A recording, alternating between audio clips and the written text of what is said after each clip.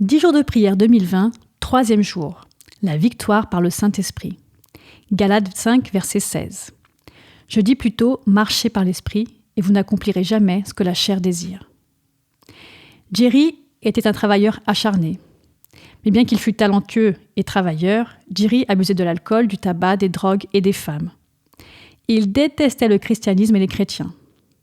Quand il m'a téléphoné ce soir-là, il m'a dit qu'il avait des ennuis et m'a demandé si je pouvais l'aider. J'ai téléphoné à un ancien et ensemble nous sommes allés directement chez lui. Il a dit qu'il avait tout essayé, tout ce que le monde avait à offrir, sans trouver de satisfaction.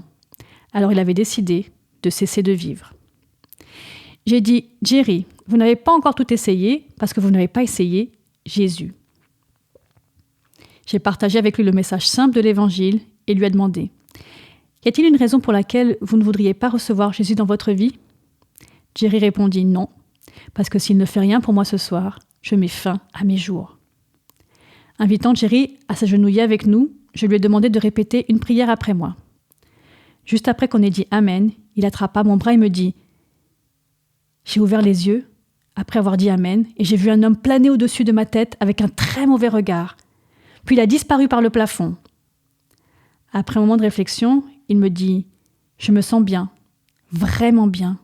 Je ne me suis pas senti aussi bien depuis très longtemps, voire jamais. Que m'est-il arrivé ?»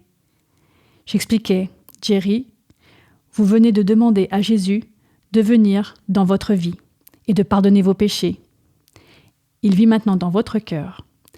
Cet esprit maléfique que vous avez vu essayait de vous faire mettre fin à vos jours, mais Jésus l'a chassé. Une grande joie envahit la maison de Jerry cette nuit-là, à tel point qu'il n'arrivait pas à dormir. Il parcourut sa maison pour enlever tout alcool, les drogues, les magazines, tout ce qu'il pouvait trouver de malsain. Il mit tout dans un sac en plastique qu'il enterra dans un trou de plus d'1 mètre de profondeur dans son verger.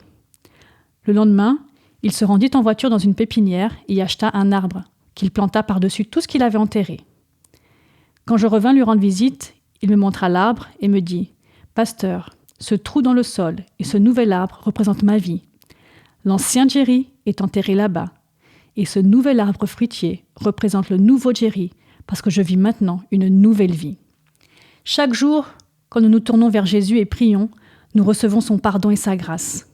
Par la présence du Saint-Esprit en nous, nous confessons à Dieu nos péchés, acceptons la justice de Jésus et sommes en mesure de résister aux tentations du diable.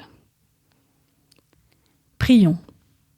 Seigneur, c'est ta volonté pour moi que j'obtienne la victoire sur tout péché par ta force. Remplis-moi de ton Saint-Esprit et guide-moi dans toute la vérité. Nous prions aussi pour notre liste de 7 personnes.